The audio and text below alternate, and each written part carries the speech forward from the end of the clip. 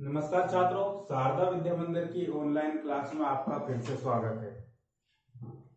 छात्रों, आज हम बात करेंगे अध्याय 2 विषय भूगोल है हमारा कक्षा 12th का। अध्याय 2 के विषय में आज हम बात करेंगे।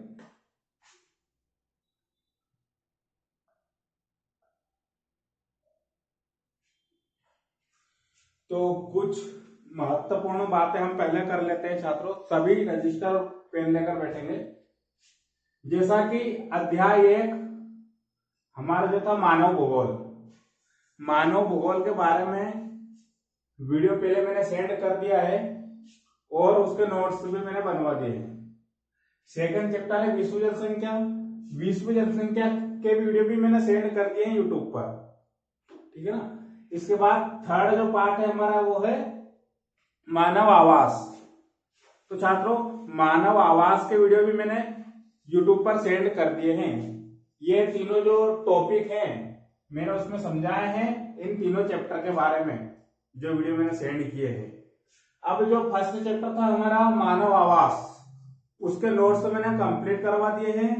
और जो हमारा ग्रुप है कक्षा 12वीं आर्ट्स गर्ल्स का जो ग्रुप है उसमें एक दो बच्चों ने डाले भी हैं, मैंने भी डाले थे। उसमें जो नोट्स है हमारे, आपको यदि जरूरत लग रही हो, जिन बच्चों के पास में कंप्लीट पार्ट 1 का नोट्स नहीं है या क्वेश्चन आंसर नहीं है पार्ट 1 का भूगोल का, तो वे उस ग्रुप से क्वेश्चन आंसर नोट कर लें।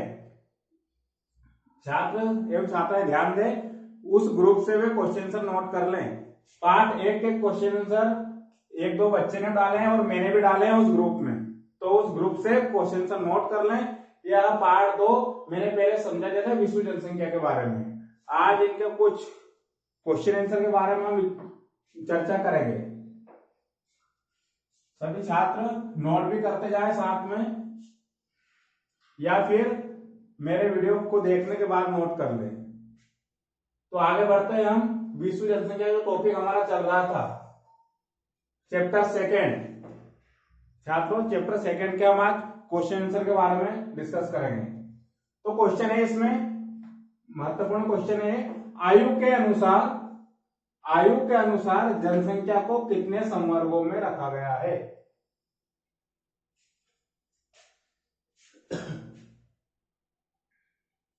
समझेंगे आंसर इसका। क्वेश्चन है, आयु के अनुसार जनसंख्या को कितने संवर्गों में रखा गया है। नोट करेंगे सभी छात्र। आयु के अनुसार जनसंख्या को 3 संवर्गों में रखा गया है, ठीक है ना। कितने संवर्गों में रखा गया है? 3 संवर्गों में रखा गया है, ठीक है। वो 3 संवर्ग कौन कौन से हैं? एक होता है बाल जनसंख्या,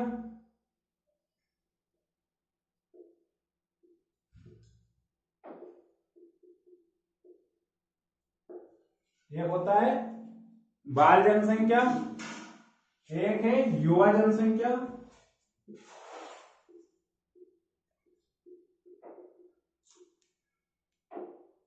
और एक है हमारा जो तीसरा है वह है वृद्ध जनसंख्या।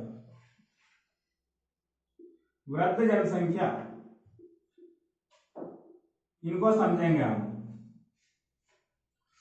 ध्यान रखें, आयु के अनुसार 3 संवर्गों में हमने जनसंख्या को विभाजित किया है।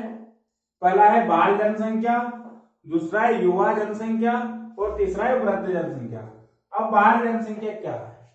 वह जनसंख्या जो 0 से लेकर 15 वर्ष की अवस्था तक होती है, ठीक है ना। बाल जनसंख्या क्या है?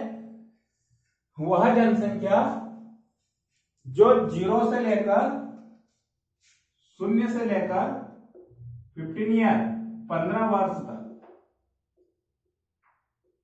होती है, यह बाल जनसंख्या कहलाती है या बाल्यावस्था कहलाती है। यानी कि इसमें इस जनसंख्या में व्यक्ति जो रहता है वह बालक रहता है, ठीक है ना। यह बाल्य जनसंख्या हो गई या बाल जनसंख्या हो गई। इसके बाद हम बात करते हैं युवा जनसंख्या। युवा जनसंख्या जो है वह 15 15 वर्ष से 59 वर्ष तक।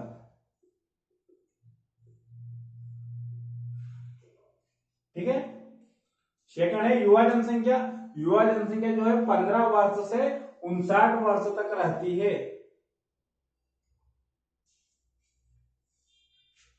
युवा जनसंख्या हो गई 15 वर्ष से 59 वर्ष तक रहती है। और तीसरी हमारी है वृद्ध जनसंख्या। वृद्ध जनसंख्या, तो वृद्ध जनसंख्या 60 वर्ष से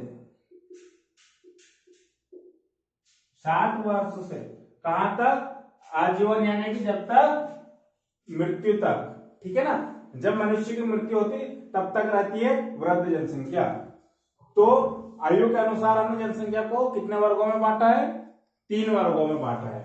बाल जनसंख्या, युवा जनसंख्या, वृद्ध जनसंख्या। ठीक है ना। अब जो वृद्ध जनसंख्या है उसका परसेंटेज कितना है? तो वृद्ध जो हमारी टोटल जनसंख्या रहती है उसका 15% होता है वृद्ध जनसंख्या। ठीक है ना, क्वेश्चन आ जाएगा अभी। तो वृद्ध जनसंख्या कितना परसेंट होता है, या फिर टोटल जनसंख्या कितना होता है वृद्ध जनसंख्या में? तो 15%।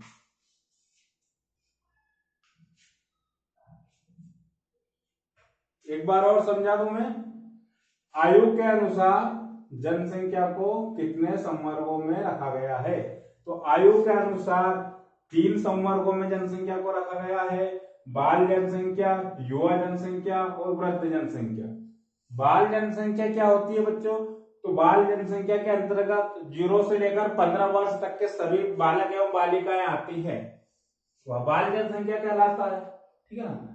युवा जनसंख्या के अंतर्गत 15 वर्ष से लेकर 59 वर्ष तक के युवा या युवतियां या युवक आते हैं, वह युवा जनसंख्या कहलाती है। अब वृद्ध जनसंख्या, वृद्ध जनसंख्या यानी कि जो 60 वर्ष से लेकर आमरण तक, यानी कि मृत्यु तक जो रहते हैं उन्हें वृद्ध जनसंख्या कहते हैं। ठीक है ना। दूसरे क्वेश्चन पर बात करेंगे हम।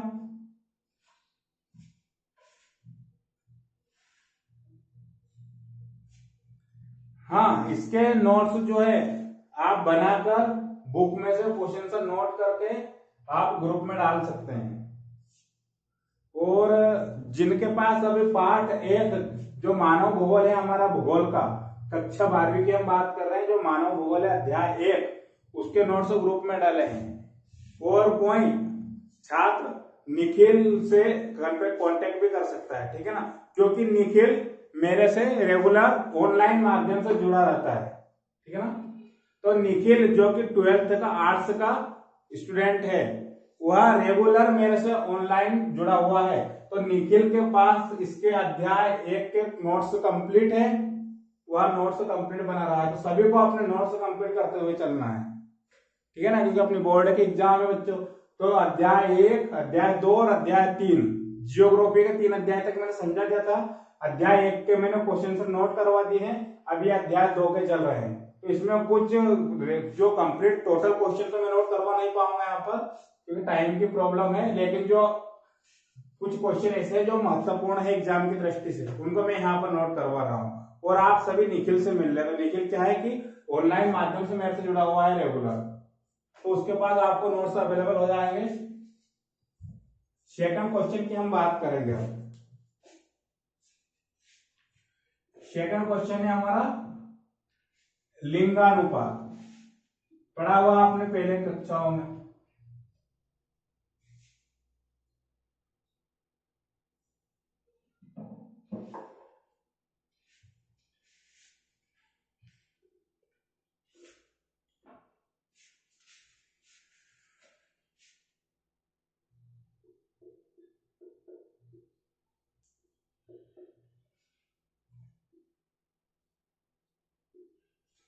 लिंगानुपात, लिंगानुपात होता क्या है?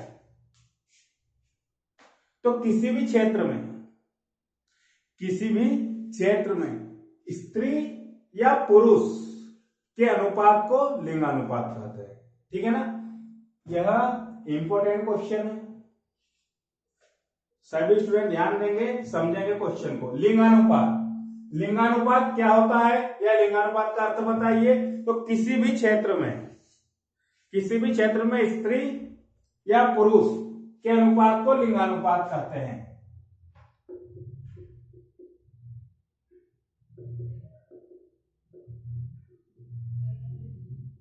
किसी भी क्षेत्र में स्त्री या पुरुष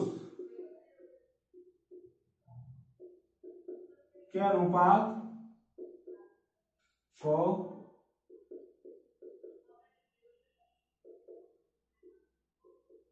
लिंगानुपात कहते हैं। एक बार वो समझिएगा, लिंगानुपात क्या है? किसी भी क्षेत्र में स्त्री या पुरुष के अनुपात को लिंगानुपात कहते हैं, ठीक है ना।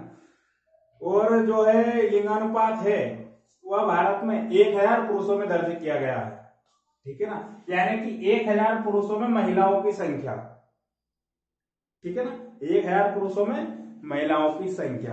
अब 2011 की जनगणना की बात करें, जनगणना वो अलग टॉपिक हो जाएगा। जनगणना जो प्रत्येक 10 वर्ष में एक बार होती है, ठीक है ना। तो जो 2011 की जनगणना है उसमें हमारा जो लिंगानुपात है भारत का, वह प्रति 1000 व्यक्ति में, प्रति 1000 व्यक्ति पर कितनी है? 943 महिला। यानी कि लिंगानुपात में पुरुषों का अनुपात अधिक है, महिलाओं का अनुपात कम है, ठीक है ना। तो जो 2011 की जनगणना थी बच्चों, 2011 की जनगणना में 1000 व्यक्तियों में 943 महिलाओं का अनुपात निकाला था। यह होता है लिंगानुपात, ठीक है ना। क्वेश्चन आ जाए एक नंबर में, इस टॉपिक से एक क्वेश्चन एक नंबर में आएगा। जो पिछली ब्लू प्रिंट है उसके हिसाब से भी हम देखें तो, ठीक है ना, एक आएगा 4 नंबर का क्वेश्चन। तो एक नंबर में दे देंगे 2011 में कितना लिंगानुपात है, 1000 व्यक्तियों पर कितनी महिला है, तो 943। यह हो गया लिंगानुपात।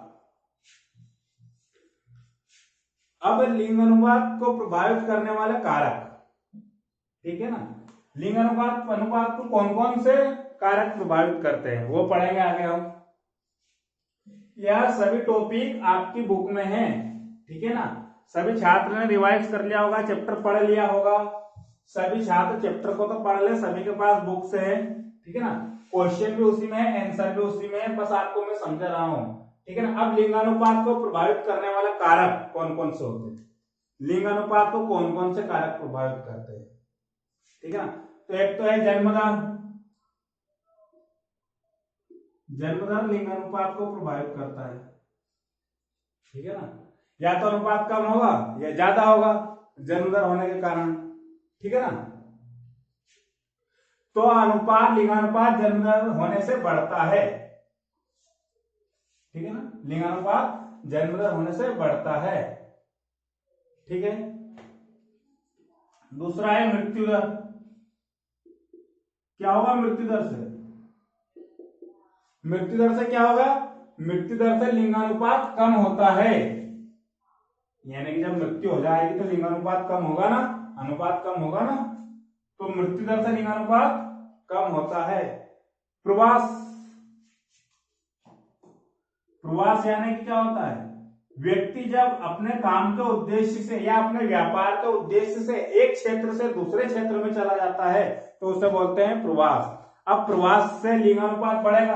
अब जिस क्षेत्र में वह व्यक्ति जाएगा, जिस क्षेत्र में वह व्यक्ति जाएगा, वहां जहां पर वो प्रवास करेगा, जहां पर वो रहेगा, वहां का लिंगानुपात बढ़ जाएगा, ठीक है ना। तो प्रवास से भी बढ़ता है। एक युद्ध, युद्ध से क्या होता है?